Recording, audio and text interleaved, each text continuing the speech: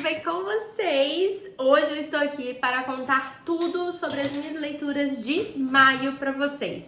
Vão reparar que os livros estão todos ao contrário, por quê? Eu tô sentindo que eles estão perdendo a cor aqui de frente à janela, então eu virei todos eles para que a capa não fique prejudicada por enquanto, enquanto eu não me mudo. Mas, vamos lá. Vou mostrar para vocês todos os livrinhos que eu li durante este mês de maio. Gente, eu fiz boas leituras em maio, eu achei que eu não ia ler nenhum livro, aí do nada eu li vários. Então, vamos lá, vou mostrar pra vocês. O primeiro deles foi Vergonha, da Brittany C. Cherry. Aqui a gente vai acompanhar a história de uma mulher que acabou se separando do marido e ela descobriu que o marido estava traindo ela com outra pessoa. E essa outra pessoa, bem no comecinho, ela descobre que é a melhor amiga dela. E isso faz com que ela tenha que voltar pra cidade, porém é muito complicado a cidade onde ela mora, porque a família dela é de uma família de pastores, então todo mundo da cidade conhece ela e tudo, e ela acaba encontrando amizade no cara mais problemático da cidade, como sempre, né, gente? Brittany C. Cherry. E aqui a gente vai ter essa história, e eu gostei muito, muito desse livro. Eu acho que foi um dos melhores, assim, que eu li da Brittany por conta dessa sensibilidade que ela tem. Eu acho que essa capa não funcionou, não ornou bem, porque não tem nada a ver, tipo, beleza, o cara é musculoso, é fortão, é mecânico e tudo, mas eu não acho que essa capa condiz, assim, sabe, com o que é contado na história. Enfim, é um livro muito legal, e se você nunca leu Brittany C. Cherry e gosta de romance, eu recomendo. Acho que é um bom começo, assim, pra essa altura. E logo depois eu li 12 Regras para a Vida, do Jordan B. Peterson. É um livro que eu marquei bastante, vocês vão ver que tá bem marcadinho, gente. E eu gostei muito da leitura desse livro. Eu acho que é um livro interessante para você que gosta de livros no estilo de desenvolvimento pessoal. Tem muitas coisas interessantes aqui que dá pra gente tirar. Eu aprendi muito sobre ansiedade, sobre maneiras de levar a vida. Então eu recomendo, se você gosta desse tipo de livro, eu acho que pode ser legal. Porém, é importante dizer também que esse autor escreve de um jeito um pouco mais pragmático, ele é um pouco mais abstrato. Então, às vezes, você tá lendo aqui o livro e você não entende muito bem o que ele quis dizer, porque ele escreve com palavras difíceis. Então, você precisa acompanhar e ler com bastante atenção pro raciocínio dele fazer sentido pra você, tá bom? Mas é um livro legal. Em seguida, eu li Leitura de Verão, que eu amei. É da Emily Henry, é a minha primeira experiência com essa autora. Eu gostei muito da leitura desse livro e eu gostei principalmente porque eu não esperava nada. Esse livro foi um grande hype lá pra 2021, 2020, né? Se eu não tô enganada, 22. Só que eu não li na época, apesar de já ter comprado. E agora, quando eu fui ler, eu achei que eu já ia ter passado esse hype e tal, enfim, mas a Emily Henry continua em voga, né? Eu peguei pra ler. Gente, eu gostei demais. A gente vai ter uma escritora, o nome dela é January.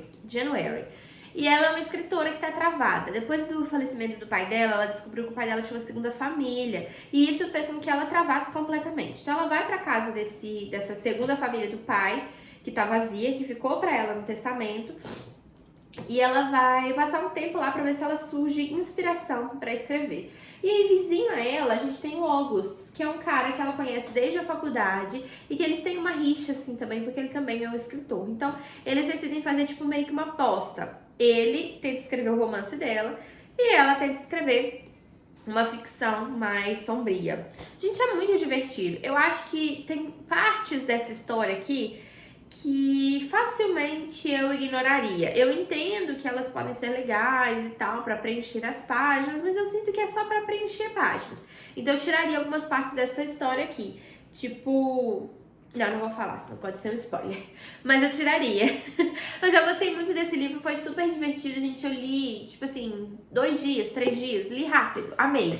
E outro livro que eu li rápido também, mas pro lado negativo, foi Fisgados pelo Amor. Esse livro aqui é da Tessa Bailey. A gente vai ter a história dessa menina aqui, que eu esqueci o nome, Hannah. E esse aqui vai ser o Fox. A Hannah, ela é uma estagiária de Hollywood, tá? E o Fox é um pescador. E aí, o melhor amigo dele é casado com a irmã dela. Eu achei que esse livro aqui, na verdade, era o Aconteceu Naquele Verão, que tá escrito aqui. Porém, eu comprei errado, porque a capa é muito parecida, muda só a cor, tipo, é um azul escuro, sabe? E o Aconteceu Naquele Verão é a história desse casal, do melhor amigo dele e da irmã dela. Então eu acabei lendo esse aqui primeiro. Mas eu perdi a vontade de ler o Aconteceu Naquele Verão. Porque eu achei que a história tem muitas pontas soltas e basicamente é um romance adulto. Então tem muitas partes aqui que a gente vai ler a descrição das relações pessoais entre eles. E não é exatamente isso que eu achei que teria, e não vejo problema nenhum em ter, tá, gente? Gosto da leitura também de alguns hots e tudo, mas eu acho que a história tem que ter pé e cabeça. Aqui tem muitas pontas soltas, tem muitas coisas que não acontecem, que são esquisitas. Pra vocês terem uma ideia, um grande cliffhanger, o maior, eu acho, cliffhanger desse livro, é o fato de que ele tem um toca-disco, uma vitrola, e ele não quer mostrar pra ela. Daí ela descobre essa vitrola sozinha, e aí dá uma confusão. Aí eu fiquei tipo, gente, mas são dois adultos, sabe? Enfim, eu não achei essa história muito crível. Acho que isso que me deixou um pouco chateada com relação à história. Mas é um romance interessante, caso queira passar um tempinho aí. Não amei, mas tá aqui. E aí, gente, a Bíblia. Li a Bíblia esse mês. Que foi Os Diários de Sylvia Plath. Gente, esse livro tá na minha lista há muito tempo. Eu gosto da Sylvia Plath. Ela escreveu um livro que se chama Redoma de Vidro, que é basicamente autobiográfico, mas a gente só foi descobrir isso depois, porque ela atentou contra a própria vida, assim como a personagem principal do romance que ela escreveu. O único romance que ela escreveu.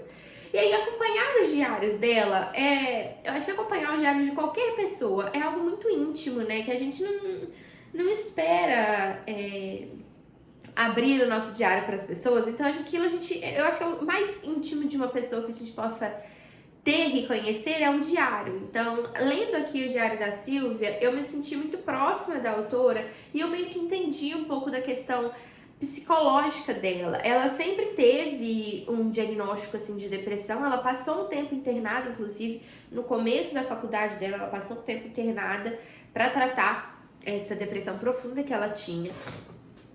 E é um livro que faz a gente pensar, sabe? Tem muitos trechos aqui. Eu até li lá no Instagram, se você não me segue, tá aqui no box de descrição o meu Instagram. Eu sempre falo sobre leituras lá, então vai me seguir.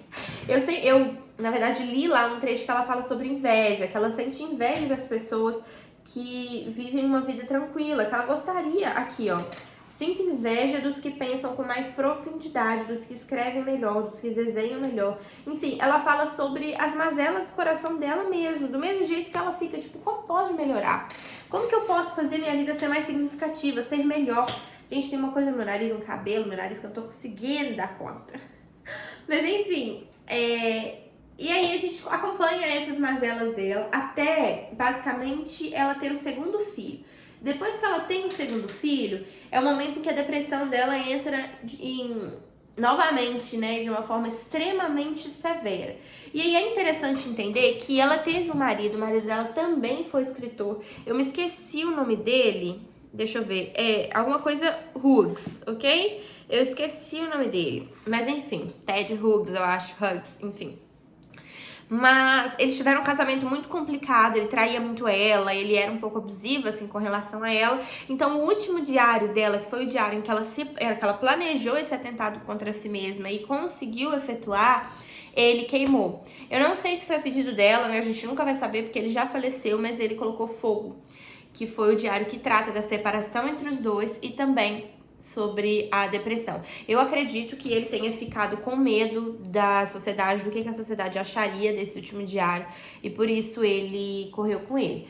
Mas os que temos aqui já são suficientes pra gente entender mesmo como foi a trajetória da Sylvia, porém, eu fiquei muito curiosa, eu gostaria de ter acesso a esse último diário também. Infelizmente não teremos, né? É uma pena que ele tenha feito isso, não sei, né, com que direito ele fez, mas fez. Então, eu recomendo. Eu acho que se você gosta de leituras mais clássicas, você vai gostar desses diários, né? É enorme.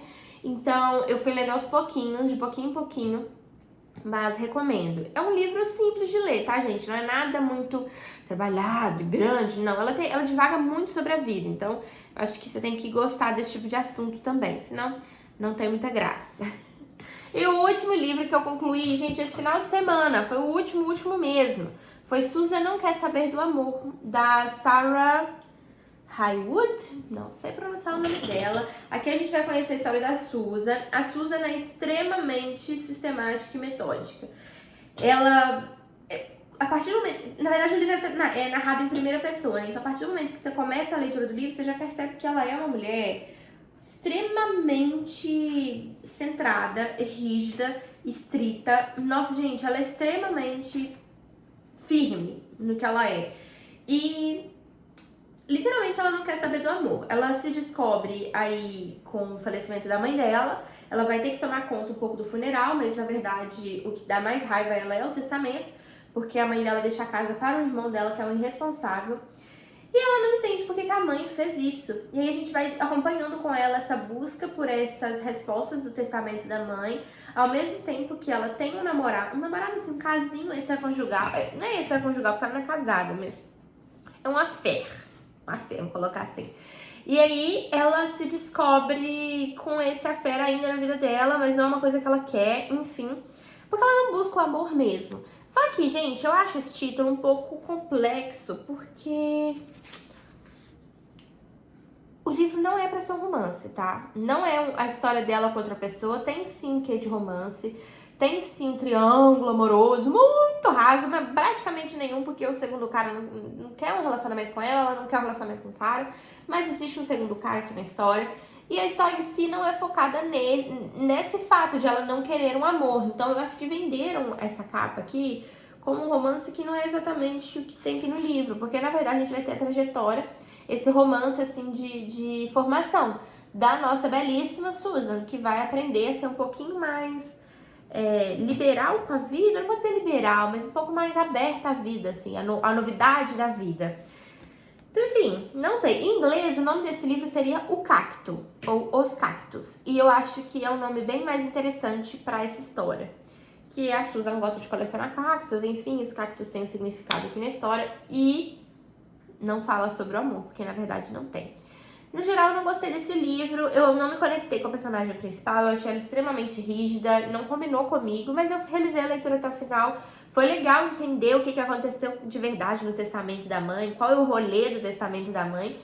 E um outro quesinho da história também que eu não posso contar, porque se eu contar é um grande spoiler. Então, essas duas coisas eu gostei bastante. Essas foram as minhas leituras do mês de maio. Eu li 2, 4, 6 livrinhos, mas se a gente contar Sylvia Plath, né, um livro enorme. Eu quero saber quais as leituras de vocês agora do mês de maio. Eu vou ver se eu monto uma TBR pro mês de junho. Eu tô com muita saudade de montar TBR. E junho é as minhas férias, então eu acredito que eu vou conseguir cumprir essa TBR direitinho. E é isso, amigas. Eu espero que vocês tenham gostado. Me contem os livros que vocês leram agora no mês de junho. E a gente se vê... De junho não, de maio. E a gente se vê no próximo vídeo. Um beijão. Daí!